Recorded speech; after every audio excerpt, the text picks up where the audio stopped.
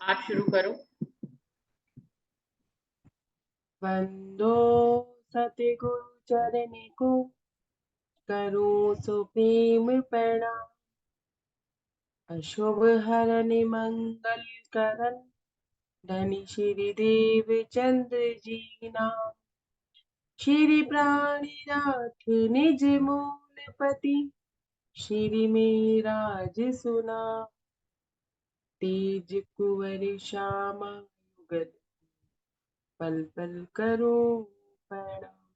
पिया जी को पल पल करो प्रणाम। श्री प्राणनाथ प्यारे की जय, श्री सतगुरु महाराज की जय, श्री राम रघुदास महाराज की जय। प्रणाम सुंदर साथ जी, आप सबके श्री चरणों में मेरा कोटि कोटि प्रेम प्रणाम जी। प्रणाम जी। सुंदर साथ जी, प्रसंग चल रहा था कि महाराज जी गुलमर्ग की मुकचुंदा और संकट मोचन दो नदियों के संगम में एक आश्रम में रह रहे थे, जहां वो 2.5 वर्ष तक रहे।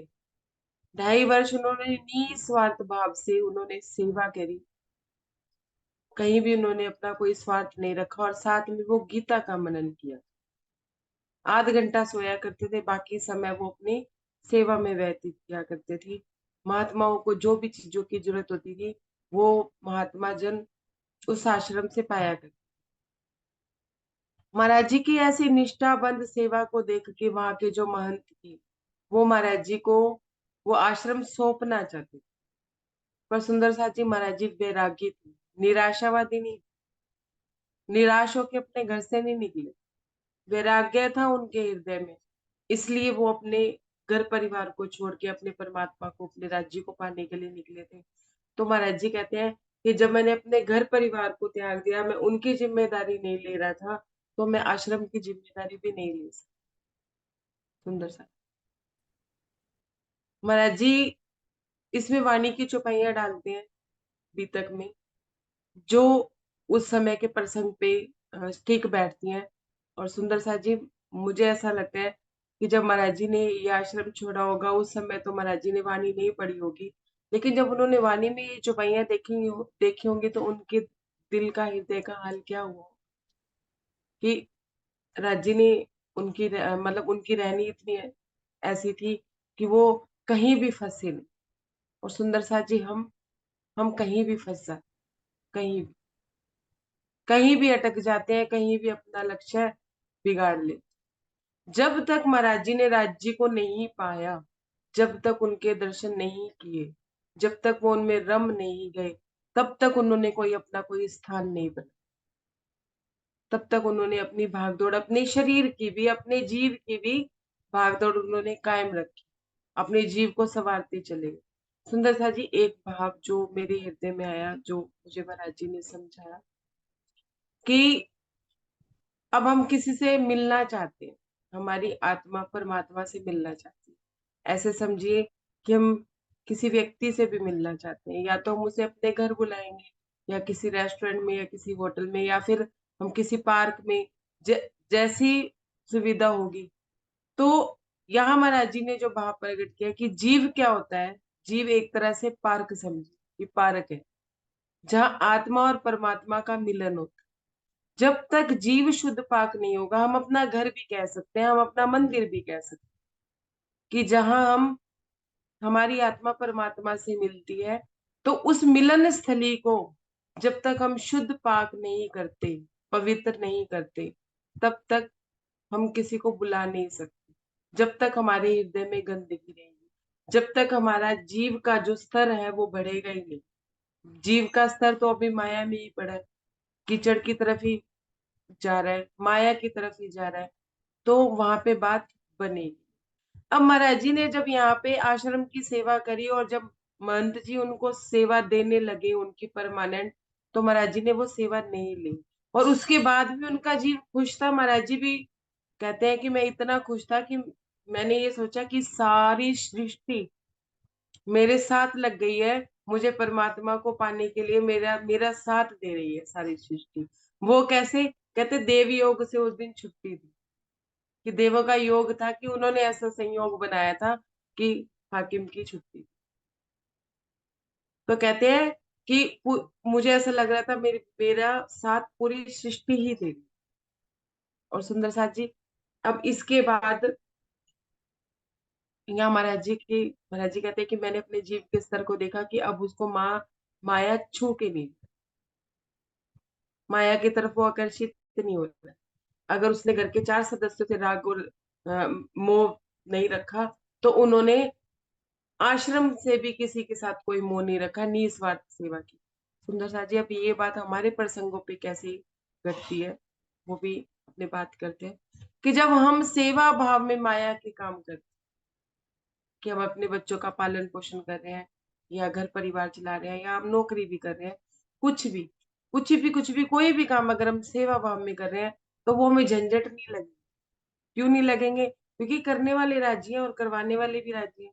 वैसे भी सुंदर सा जी वही करने वाले हैं, बस हमारी दृष्टि, हमें सिर्फ अपना दृष्टिकोण बदलने की जरूरत है, बाकी चलना तो सब कुछ वैसे ही है। और अगर हम अपनी मैं खुद ही लेके उस कार्य को करते हैं कि नहीं, मेरे बच्चे, मेरा घर, मेरा परिवार, मेरी नौकरी मुझे ही करनी है, ऐसे टेंशन डिप्रेशन लेके करते हैं, तो वो टेंशन डिप्रेशन में ही काम। सुंदर सा जी, जो सेवा समझ के की जाती है, जैसे महाराज जी ने 2.5 साल आश्रम की सेवा की, महाराज जी ने एक पल के लिए भी उस आश्रम से आसक्ति नहीं रखी। जब छोड़ने का वक्त आया तो उन्होंने मिनट भी नहीं लगा, उन्होंने अपने आत्मा के उत्थान को पहले देखा, उन्होंने अपने परमात्मा की प्राप्ति के लक्ष्य को पहले देखा। हमें भी अपने अपने लक्ष्य को क्लियर कर लेना चाहिए कि हम जो भी कार्य कर रहे हैं, माया का है चाहे धर्म का है, हमारा लक्ष्य सिर्फ हमें धनी से मिलना है, धनी में रमना है। हमारा लक्ष्य माया में अपना नाम कमाना नहीं। नाम हो जाए वो अलग बात है, उससे हमारा कोई वो नहीं है, लेकिन हमारा लक्ष्य क्लियर होना चाहिए कि हम राज्य के लिए करें। और जब कोई चीज हमसे छूट रही हो ना, बिना आसक्ति किए उसे छोड़ भी देनी, धनी इच्छा समझ के छोड़ देना चाहिए, उसे पिटना नहीं चाहिए।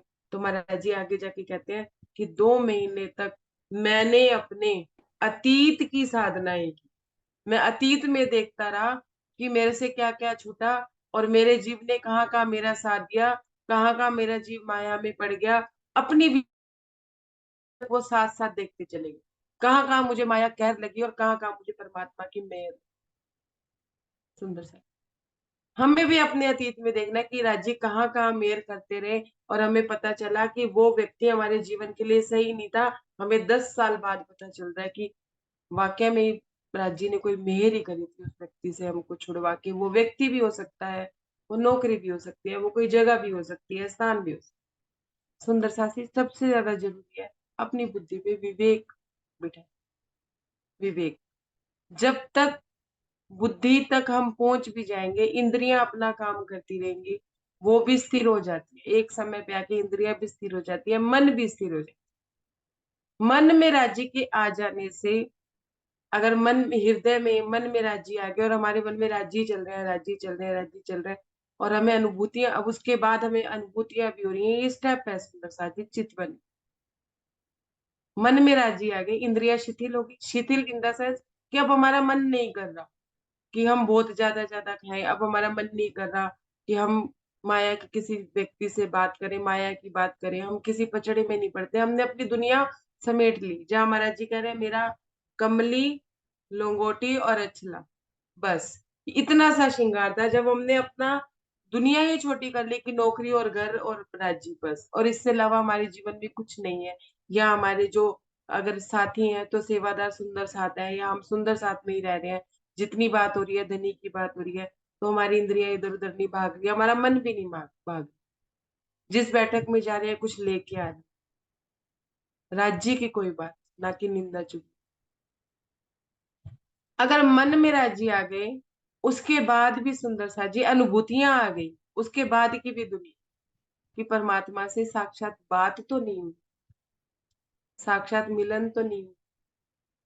रुक नहीं जाना है यहाँ पे कि हम सारा दिन अपना समय राज्य को दें, नहीं, समय देने से भी बात नहीं बनेगी, उसके आगे की भी याद, अनुभूतियों में आएंगे, उसके आगे की भी याद। जब तक हम धनी को साक्षात मिल ना ले, धनी से साक्षात बात ना कर ले चितवन में ही, तब तक हमारी मंजिल पूरी नहीं होती है। तब तक हमें अपनी अतीत को देखते जाना है, अपनी रहनी को देखते जाना है, अपने जीव को देखते जाना है कि अभी भी हमारा जीव खांगड़ू तो नहीं है कि माया के पीछे ही पड़े। तो सुंदर साथ जी, महाराज जी कहते हैं कि 2 महीने तक वो साधनाओं में मस्त रहे, सिर्फ अपने अतीत की।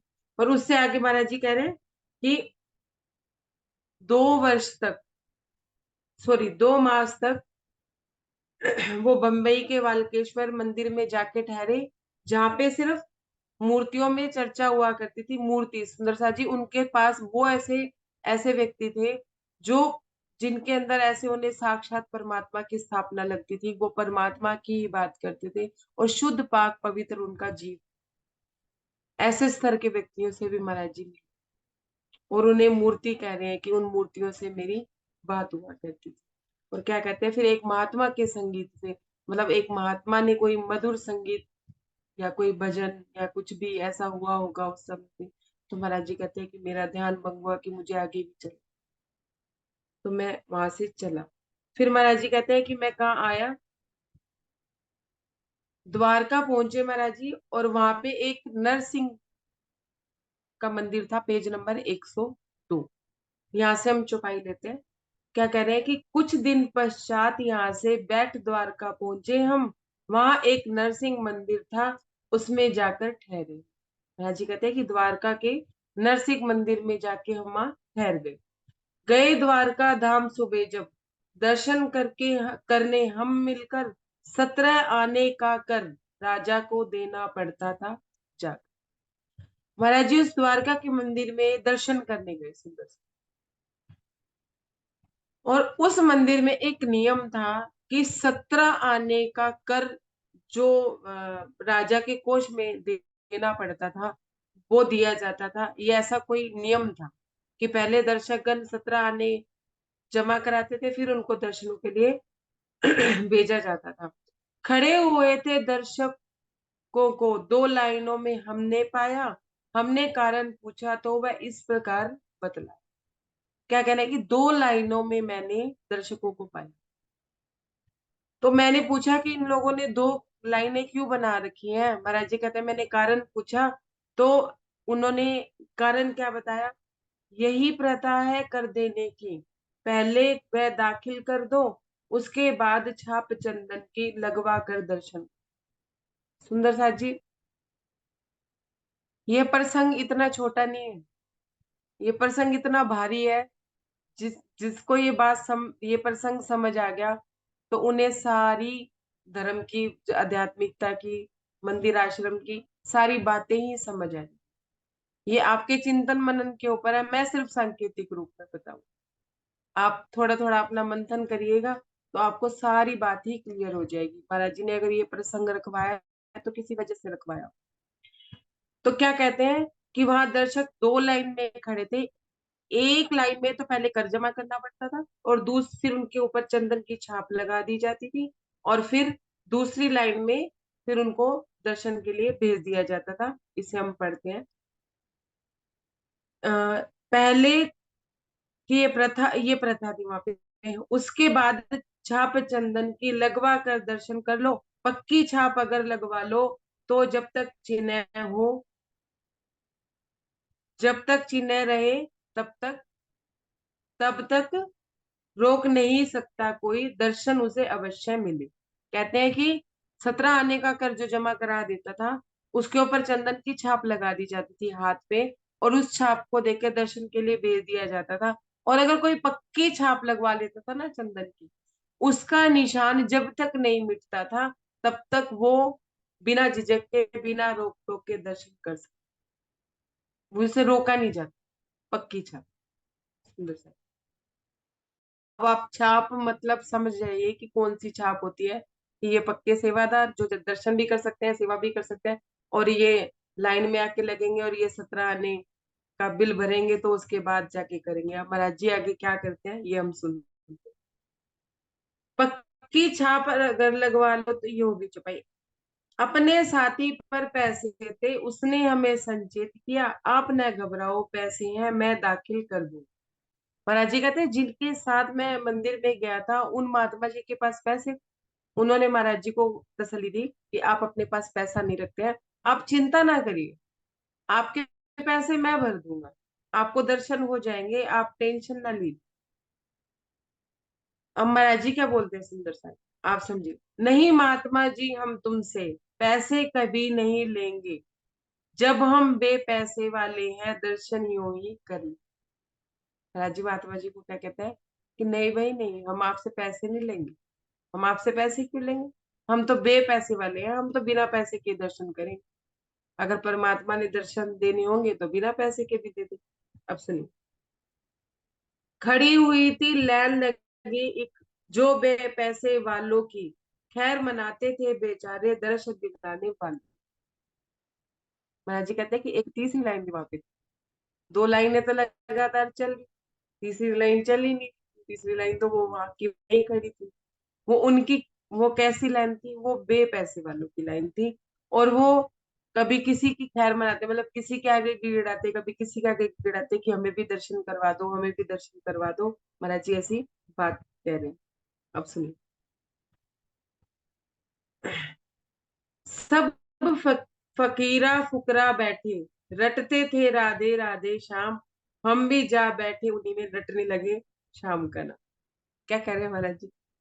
सब फकीर फुकरा थे, फुकरा बैठे, मतलब कि, अब मैं इस बात को कैसे समझाऊं, बात इतनी गहरी है। क्या कह रहे हैं कि फुकरे फकीर थे। सिर्फ ऐसा नहीं लग रहा था कि वो वाकई में ही परमात्मा को पाने के लिए निकले थे, बस बस देखा दाखी। ऊंट, चींटीदार ऊंट कतार ऐसे छुपाई भी आती है ना, बस देखा देखी वो फुकरा फकीर बने हुए थे, फुकरे थे। और बैठे बैठे क्या कर रहे थे, राधा नाम ले, राधे श्याम राधे श्याम राधे श्याम राधे श्याम। तो क्या कह रहे हैं महाराज जी, कहते हैं मैं भी वहीं बजा, क्योंकि बेपैसे वालों की भीड़ थी, पैसे मेरे पे थे नहीं। मैं भी वहीं जाके बैठ गया। एक बड़ौदा के अफसर, और कहते हैं महाराज जी मैं भी शाम का नाम रटने लगा। एक बड़ौदा के अफसर दर्शन करने को जब आया, तो एक कोलाहल सा उसके साथ साथ मचता है। सुंदर शाह जी महाराज जी बड़ौदा के थे, और वहां पे जो अफसर आया था दर्शन करने के लिए वो भी बड़ौदा का, मतलब बड़ौदा गांव का ही था। जड़ौदा पंडा के पास ही बड़ौदा पड़ता है वहां पे।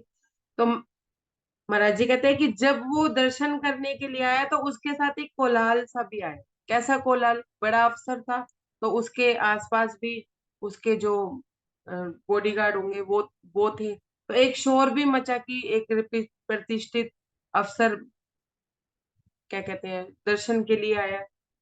अजी हमें दर्शन करवा दो महाराज, कभी नहीं सुनता था कोई उन बेचारों की आवाज। अब जो वो भीड़ बैठी थी, जो फुकरा फुकरे महाराज जी कह रहे थे फकीर थे, दर्शन करने की लालसा रख रहे थे, लग नहीं रहा था कि हाँ अभी उनको दर्शन करने का वो है, लेकिन फिर भी उनको ये था कि सब दर्शन कर रहे हैं तो हम भी कर ले, और पैसे उन पे थे नहीं।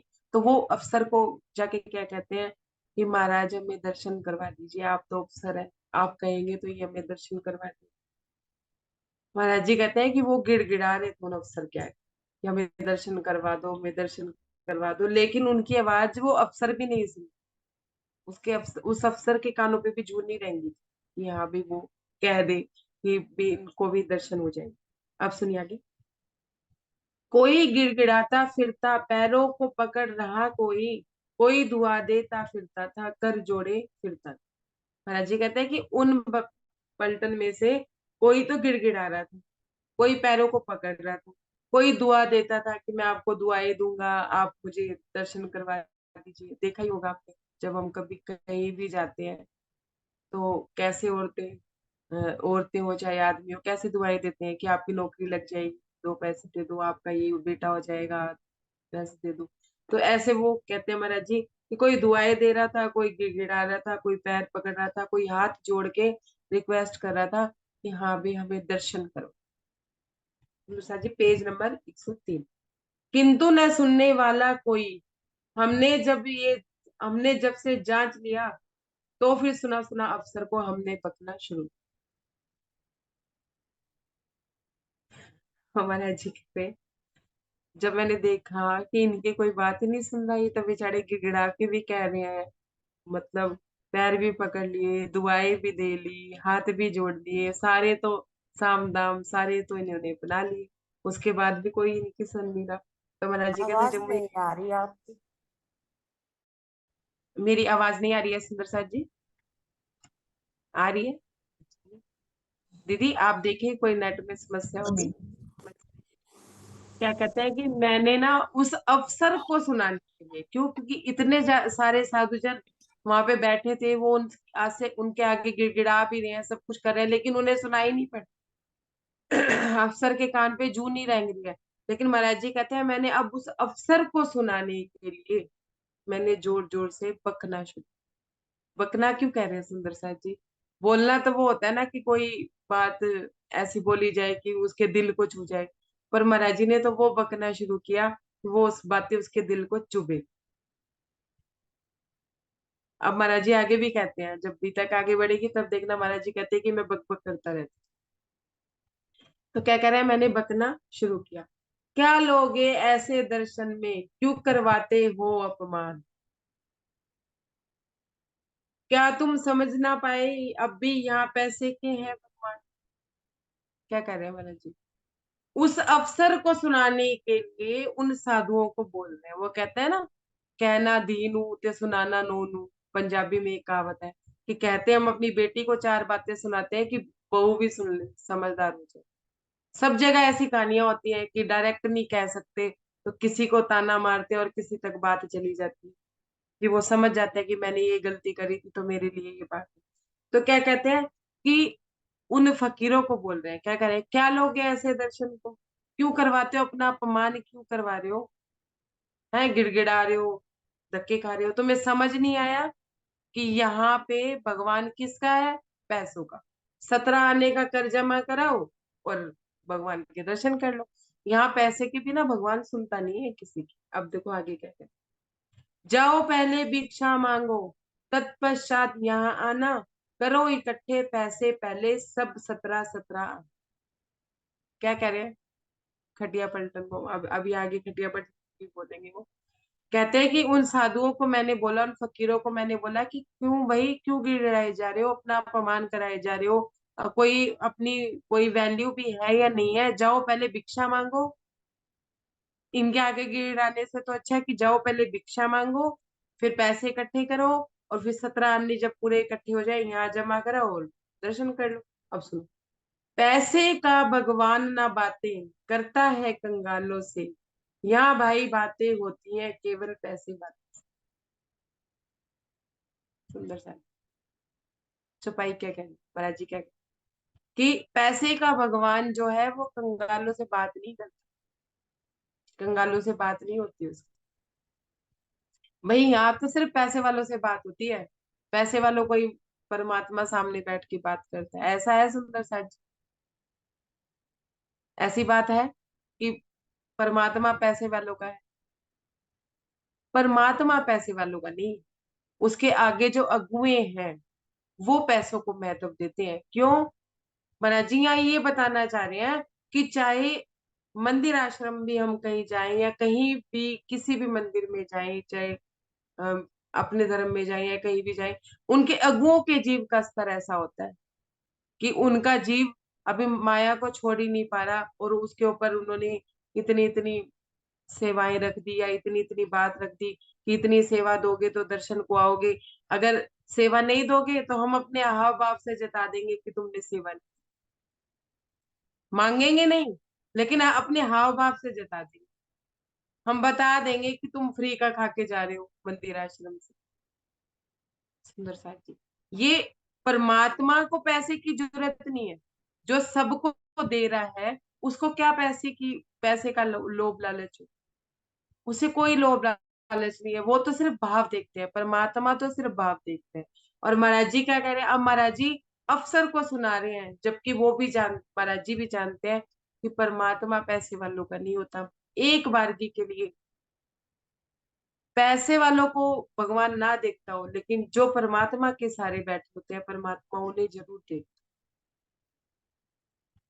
ये हम अपने मंथन और चिंतन से समझेंगे कि हम कहाँ ऐसा सफर कर चुके हैं, या कहाँ कोई ना कोई अनुभव कटु अनुभव या सौम्य अनुभव, जिसे हम कटु अनुभव कहते हैं ना सुंदर साथ जी, जब भी हम किसी किसी भी स्थान पे जाएं और हमें लगे कि हमें ऐसा कटु अनुभव हो रहा है, वो कटु अनुभव नहीं होता है, होता तो वो मधुर अनुभव है। लेकिन हमारे जीव का स्तर भी माया में ही होता है, वो माया की बात ही सोच रहा होता है। क्यों? क्योंकि अगर सेवा पास में नहीं है तो एक अलग बात, अगर सेवा हाथ में है तो भी सेवा देने का मन नहीं करता।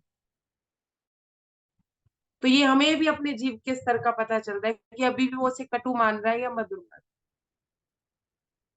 है। ये हमारे स्तर की बात है। और सामने वाला क्या कर रहा है, उस बात से कोई भाव नहीं है, क्योंकि वो उसका कर्म है जो वो कर रहा है। हम क्या कर रहे हैं, हमें अपने जीव के स्तर को देख। अब महाराज जी आगे क्या कहते हैं, राधे श्याम अगर बजना है तो जंगल में बैठ जाओ, यहाँ नियम ऐसा है, पहले पैसा दो और दर्शन पाओ। महाराज जी उन फकीरों को कह रहे हैं, अगर राधे श्याम ही रटना है तो जरूरी है यही मंदिर के आगे बैठ के ही रटना है? तुम जाओ जंगल में जाके बैठ जाओ, यही जगह मिली है तुम्हें रटने के लिए। यहाँ तो भाई नियम है, पैसे दोगे तो दर्शन पाओगे, ऐसे दर्शन नहीं मिले।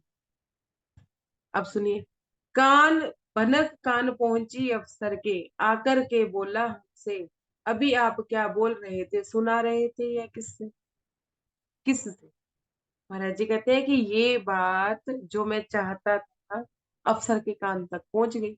अब जब अफसर के कान तक ये बात पहुंच गई तो वो आके हमसे पूछ रहा है, अफसर आ रहा है, देखिए सुंदर साहब जी महाराज जी के। महाराज जी नहीं गए अफसर के पास, अफसर आया महाराज जी के पास, पूछ रहा है कि जो तुम बोल रहे थे तुम किसे सुना रहे थे? महाराज जी का तो काम बन गया ना, सुनिए, महाराज जी का तो काम बन गया, महाराज जी यही तो चाहते थे कि अफसर सुन ले, वो फकीरों को थोड़ी ना कुछ कह रहे थे। अब वो कह रहे हैं कि अफसर आके उनके पास आके पूछता है कि तुम किससे कह रहे थे, अभी आप क्या बोल रहे थे, सुना रहे थे, यह किससे, जो आप बोल रहे थे ये किसको सुना रहे थे? आप मुझे बात बताइए। अफसर का अपना रोब होता है, उन्होंने सोचा कि महाराज जी मामूली कोई फकीर है। अब सुनिए, सुनते ही उसने हम बोले, ये है सब खटिया पलटन, जिससे कोई ना सुनने वाला, इनको कहते थे भगवान। अब महाराज जी क्या कहते हैं कि मैंने भी अफसर को बेधड़क होकर जवाब दिया कि ये जो खटिया पलटन है, खटिया पलटन महाराज जी ने किसको बोला था? वो खटिया पलटन है जो अपनी जिम्मेदारियों से भाग के हमारे जैसे निराशावादी, कि बेटी ने प्रेम नहीं दिया तो हमें वैराग्य आ गया, नौकरी पे मान सम्मान नहीं मिला तो हमने नहीं करनी तुम्हारी नौकरी, है। मतलब निराशावादी, सारे झंझटों से मुक्ति पाने के लिए कि हाँ भाई नहीं, माया में कुछ नहीं पड़ा, क्योंकि माया में कोई साथ नहीं देता, माया में कोई ये नहीं, वो हम निराशावादी। ऐसे निराशावादी खटिया पलटन थी वो, कि अपने घर से निकल आई थी और अपनी जिम्मेदारियों से मुंह मोड़ के, या कुछ भी कह लीजिए, परमात्मा, जिसमें परमात्मा को पाने की लगन ना हो, और फिर भी उसने साधु वेश धारण कर लिया। उसकी लगन अभी भी अंदर में माया की चल रही है, माया को पाने की है, अपनी जिम्मेदारियों से भागाने की है, उसे खटिया पलटन बोला है महाराज जी। कह रहे कि ये तो खटिया पलटन है, इसकी तो, इनकी तो कोई सुन ही नहीं रहा था। ये भी तो बोल रहे थे ना आपको कि गिड़गिड़ा रहे थे, हाथ जोड़ रहे थे, पैर पकड़ रहे थे, पता नहीं क्या नहीं इन्होंने किया आपसे, आप इनकी तो सुन ही नहीं रहे थे। मैं तो इन्हीं को ही सुना रहा था, आपको थोड़ी ना सुना। सुंदर शाह जी अपने जीव का स्तर देखते जाइएगा साथ। अब सुनिए, सुनते ही उनसे हम बोले, यह है खड़िया पलटन, जिसको कोई ना सुनने वाला, इसको कहते थे भगवान। और अब उनको ही, अफसर को ही महाराज जी भगवान संबोधित कर रहे हैं। पड़े पड़े प्रातः से जिसको साय काल हो जाता है, आखिर को उठकर बेचारा विवश चला ही जाता है। महाराज जी कहते हैं ये जो खटिया पलटन है, ये बेचारी सुबह आती है, यहाँ बैठे बैठे बैठे इनको शाम हो जाती है, ना तो इन्हें दर्शन होते हैं, हैं, और आखिर ये उठ के बेचारे अपने घर को चले जाते हैं। 17 आने 3 रोज में ये भी मांग ना सकते हैं। महाराज जी कहते हैं अगर ये 3 दिन तक भी अगर भिक्षा मांगे ना, तब भी 17 आने पैसे नहीं इकट्ठे कर सकते। बहुत होते होंगे उस समय में 17 आने, सुंदर सा, कि कोई क्यों क्या देगा, 1 पैसा 2 पैसा, 17 आने फिर भी उनसे नहीं हो पाएंगे। अब सुनिए, सुंदर सा जी, महाराज जी की बातों का कितना प्रभाव पड़ता है अफसर। हुई चेतना सी एक अंदर, अफसर के सुनकर अपनी कर्मचारियों और प्रबंधकों से जाकर के कहा। जब महाराज जी ने इतने रोब से अफसर के सामने निडर होके सारी बात कह दी, तो महाराज जी कहते हैं कि मेरी बात सुन के अफसर के हृदय की जो चेतना थी ना वो जागी। मतलब उनके उनके जीव ने भी बात देखी कि हाँ भाई, ये बात तो सही कह रहे हैं कि अगर ये नौकरी पेशा होते या अगर गृहस्थी वाले होते तो घर से आते तो इतना पैसा तो लेके ही आते, थोड़ा लेके आते, या नौकरी वाले होते तो कमा दम, इन्हें तो भिक्षा मांग के अपना काम चलाना है, कितनी मांग लेंगे, 3 रोज भी नहीं मांगेंगे तब भी नहीं हो पाएंगे। सुंदर सार जी, जब कोई साधु होता है वो कहाँ से लाएगा इतना पैसा। अब सुंदर सार जी, अब इस बात में एक भाव समझी, महाराज जी के पास तो पल्ले ढीला वो रखते ही नहीं थे, जेब ही नहीं रखते थे। कभी उन्होंने 1 रुपया पूरी बितक में, जब वो बनारस तक रहे, वो उनको 5 रुपए मिले थे, उसके बाद से महाराज जी ने कभी पैसा अपने पास रखा ही नहीं। वो जो लास्ट का 1.25 रुपया वो महात्मा जी ले गए थे, उड़ा के खा के चले गए थे 14 दिन। अब जो वाकई में परमात्मा को पाना चाहते हैं, अपने पास माया रखते नहीं है, उनके पास माया कहाँ से आई, समझने की बात। और जो माया की सेवा बढ़ चढ़ के कर रहे हैं और जो इतनी कमाइयां कर रहे हैं वो तो दे सकते हैं, माया के जीव तो माया को दे सकते हैं। ड्रीम सृष्टि जो होगी, जो माया को कमा ही नहीं रही, वो धनी को कमाना चाहती है। हम गृहस्थी में रह रहे हैं, गृहस्थ बंदा भी जो होता है वो भी पैसा धन कमाता है, वो साथ में परमात्मा की प्राप्ति के लिए अपना लक्ष्य बनाता है, वो परमात्मा को पाता है, सेवा भाव में सारे काम करता है। वो अपने धन को जब ऐसे समझता है कि मेरे पास है, ये धनी के ही है, जब चाहेंगे धनी अपनी सेवा में लगा लेंगे, इस भाव से अगर वो पैसा कमाता है तो उसका धन भी सेवा में लग जाता है। लेकिन जो साधु वेश ही धारण करके और साधु बन के ही रह रहा है और कोई कमाई दमाई नहीं कर रहा है, वो कहाँ से लाएगा पैसा। सुंदर सा जी, यहाँ भाव ये है कि जिसने गृहस्थी छोड़ ही दिया, चाहे वो निराशा में छोड़ दी, चाहे वो कैसे छोड़ दी, अब पता नहीं ना, ना जाने इस झुंड में कौन सुहागी है, क्या पता कौन है जो सुहागिन है, जो अपने प्रियतम को ढूंढती फिरती, जो अपने प्रियतम को पाना चाहती है, कुछ नहीं पता, क्योंकि हमें अपना ही नहीं पता, हम किसी का पता क्या लगे। तो महाराज जी कहते हैं कि उस अफसर के हृदय में भी चेतना जागी, और जब उसके हृदय में उसकी चेतना जागी, तो उसने अपने कर्मचारियों और प्रबंधकों को जाकर कहा। क्या कहा? जब इन कंगालों के पल्ले फूटी कोड़ी एक नहीं, तुम्हें कहाँ से लाकर दे देंगे, दे दो आज्ञा इनको भी। अफसर ने जाके हुक्म किया कि इन कंगालों के पास, मतलब ये इनके पास जब कुछ है ही नहीं, ये तुम्हें दे ही नहीं सकते, होता तो ये तुम्हें कुछ देते ना, तुम इनसे क्यों उम्मीद रख रहे हो कि ये तुम्हें 17 आने कर देंगे। भाई इनको भी दर्शन करने दो, ले जाओ, जाने दो इनको। तभी छाप चंदन की लेकर आया एक निकट अपने, इस पूरी लाइन में उसने अपने ही को ही लीडर समझा। अब महाराज जी कहते हैं कि तभी एक व्यक्ति जो वहां का सेवादार होगा, वो चंदन की छाप लेके मेरे पास आया। क्यों आया? कि उसको लगा कि इस खड़िया पलटन का लीडर मैं हूँ। थे नहीं महाराज जी कोई लीडर लीडर, लेकिन उन्होंने सत्य बोला तो लीडर। मतलब अगर आप सत्य बोलोगे, चाहे आप लीडर हो या ना हो, लेकिन आप लीडर ही माने जाओगे। जो बढ़ चढ़ के बोलेगा वो लीडर ही माना जाएगा, भले उसका उसका लीडर बने से, मतलब इस तरह से कोई बात का मतलब नहीं है, सत्य की बात कर रहा है, सत्य को भाव दे रहा है, लेकिन वो लीडर माना जाएगा। महाराज जी यहाँ ये बात स्पष्ट बोल रहे हैं कि उसने मुझे लीडर ही समझा और मेरे पास चंदन की छाप लेके आ गया कि मैं यहीं से शुरू करूंगा और सबको चंदन लगा दूं, क्योंकि हमने शोर मचाया था उस लाइन में ज्यादा, अपने ही शब्दों से अफसर किया पर अमर। महाराज जी कहते हैं मुझे क्यों समझ रहे थे वो लीडर, क्योंकि मैंने ही सबसे ज्यादा शोर मचाया था उस लाइन, शोर मचाने वाले को लीडर समझे। जो सत्य की बात बोलेगा वो लीडर माना जाएगा, दज्जाल भी माना जा सकता है, क्योंकि अगर किसी, अब उन सेवादारों के हिसाब से तो महाराज जी माया ही थी, कि हाँ भी दज्जाल बन के आ गए। पहले जगन्नाथ मंदिर में भी ऐसा ही था, और अब नरसिंह मंदिर में भी ऐसा था कि सबके हक की बात कर रहे थे कि जायज बात ये है कि जब इनके पास धन ही नहीं है तो ये कहाँ से। तो महाराज जी को लीडर बना। क्या कहते हैं कि हमारे ही शब्दों से अफसर इस बात के लिए राजी हुआ था कि हाँ भाई इनको भी दर्शन कर ले। Page number 104। जब वह छाप लगाने आया हमने उसको रोक दिया, अपने नहीं लगाना चंदन छाप, प्रबंधन जी करो कृपा।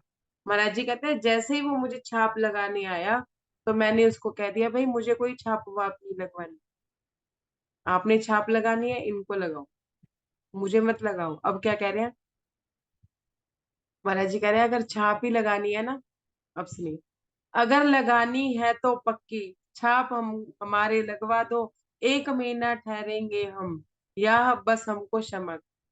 महाराज जी कहते हैं ये नकली छाप मुझे नहीं लगवानी कि मैं दर्शन करूं और जाऊं, 1 महीना रुकूंगा मैं यहाँ पे, और मेरे पास कोई धन नहीं है कि मैं रोज 17 आने जमा कराऊं। अगर छाप लगानी है तो पक्की लगवा दो, 1 महीना ठहरेंगे हम यहाँ। सुंदर सा जी, महाराज जी ने पक्की छाप लगवाई। तो अब महाराज जी अपनी बात कह रहे हैं कि मुझे क्या जोश चढ़ा, सुनिए।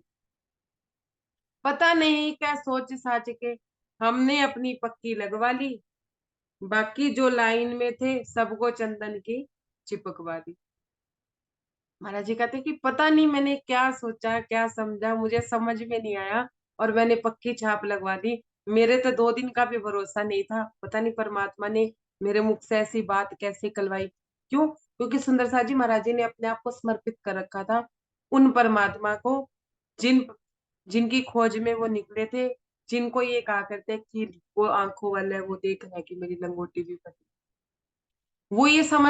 वो ये जानते थे कि मैं उन्हीं की नजरों में हूँ, तो उनको ये था कि जो भी हो रहा है उन्हीं की मर्जी से हो रहा है। और आगे वो अपनी अपनी अपनी यात्रा को देखा करते थे, और सामने जो परिस्थितियां होती थी वो परमात्मा की मर्जी समझा करते थे। तो महाराज जी कहते हैं पता नहीं मेरे जी में भी क्या आया कि मैंने 2 दिन रुकना है या 4 दिन रुकना है, मेरे कुछ समझ नहीं आया, लेकिन मैंने पक्की छाप लगवा ली, और बाकी जो लाइन में बैठे थे उन सबको चंदन की चिपकवा कि तुम आओ दर्शन करो और जाओ। कर्म से मिले दर्शन सभी को, हमने भी दर्शन पाए, जब जब तक बैठे द्वारका ठहरे, रोज रोज हम आए। महाराज जी कहते हैं कि क्रम से सबने दर्शन पाए, सबने एक एक करके सबको दर्शन मिले, हमने भी दर्शन पाए, और हम द्वारका में ही ठहरे, जितने रोज ठहरे उतने रोज हम रोजाना डेली बिना नागा पे दर्शन करने आए, और किसने रोका भी नहीं। चले यहाँ से आगे को, दानापुरी अहमदाबाद, राजकोट से होते हुए सूरत जा पहुंचे इसके बाद। महाराज जी कहते हैं इससे आगे मैं दानापुरी अहमदाबाद और राजकोट